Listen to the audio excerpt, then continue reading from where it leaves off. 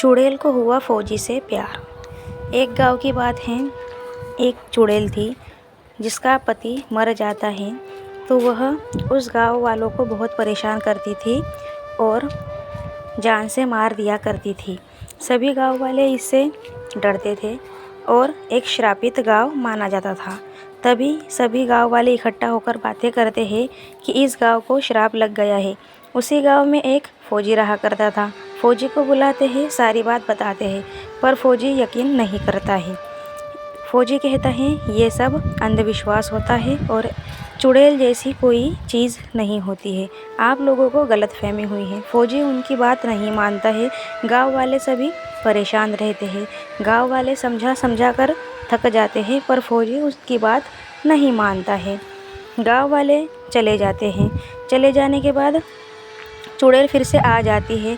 सारे गांव में घूमने लग जाती है लोगों की तलाश में कि कहीं से कोई मिल जाए तो वो उसे खा जाए या फिर जान से मार देगी, लेकिन उसको कोई भी नहीं मिलता है।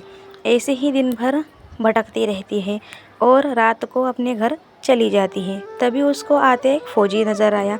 फौजी को देखकर वो गायब हो जाती है और गायब होते से वो एक लड़की का रूप धारण कर लेती है और वहीं से उसको देखती रहती है।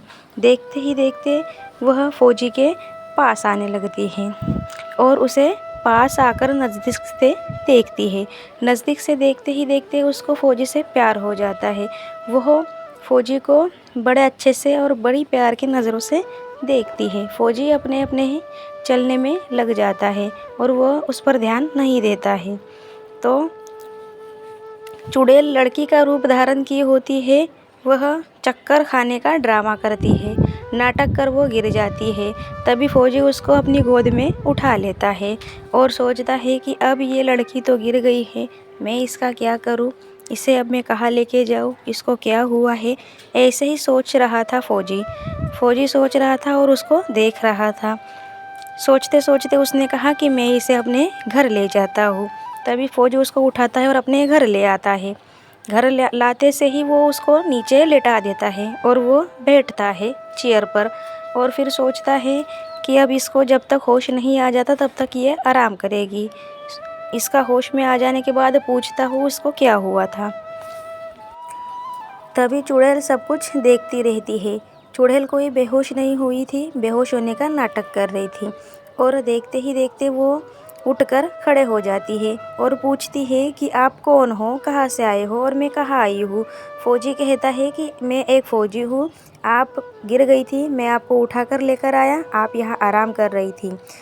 तभी फौजी कहता है कि अब मैं जा रहा हूँ, आप भी चली जाइए और फौजी सो जाता है। तभी डायन आकर उस पे पास सो जाती है और सोते ही सोते जब वो जग जाती है तो उससे पूछती है आपने मेरे साथ गलत किया, आपको ये सब करना नहीं चाहिए था, हम लोग शादीशुदा नहीं हैं, आपकी हिम्मत कैसे हुई मुझे छूने की। फौजी समझाते समझाते थक जाता है, पर चुड़ैल डायन लड़की नहीं मानती है और वो कहती है कि अब मुझसे शादी कौन करेगा, ऐसे वो उससे सवाल करती है। फौजी कंफ्यूज हो जाता है, चकित हो जाता है, फौजी को समझ नहीं आता है तो वो कहता है तुम डरो नहीं, मैं तुमसे शादी करूँगा, तुम रोना बंद कर दो, तुम अभी भी उतने ही पवित्र हो। और वह ये कहकर चला जाता है। लड़की वहीं पर बैठ जाती है। जैसे ही वो बैठ जाती है वो अपना चुड़ैल का रूप धारण कर लेती है और सोचती है कि आखिरकार मैंने इसे शादी के लिए मनवा ही लिया और ज़ोर ज़ोर से हंसने लगती है और खुश हो जाती है।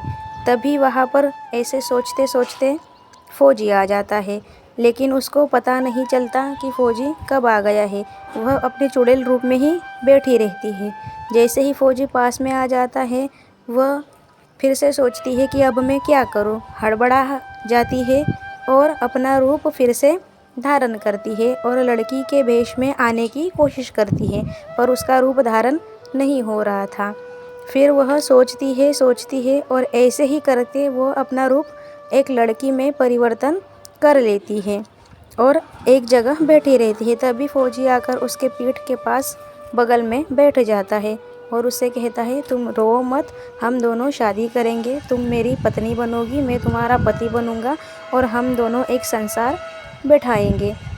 और तभी गांव वालों में हड़बड़ाहट मच जाती है कि गांव को क्या हुआ है। बहुत दिनों से डायन का खौफ नहीं है, डायन चली गई है, लगता है हमारा गांव श्रापित मुक्त हो गया है। अब हमें डरने की कोई ज़रूरत नहीं है। फिर से गांव की हरियाली वापस आ जाती है, पेड़ पौधे हरियाली से जैसे ही रहती है और यहाँ पर डायन और फौजी अपना जीवन अच्छे से व्यतीत करते हैं, अच्छे से जीवन जीते हैं। और डायन यहाँ पर जो कि लड़की का रूप लिए रहती है, वो उस पर गुस्सा करती है क्योंकि वह लेट आता है घर पर। तो दोनों हंसी खुशी से अपना जीवन बिताते हैं, अच्छे से रहते हैं और फौजी डायन से प्यार करने लग जाता है। डायन भी फौजी से बहुत प्यार करती है।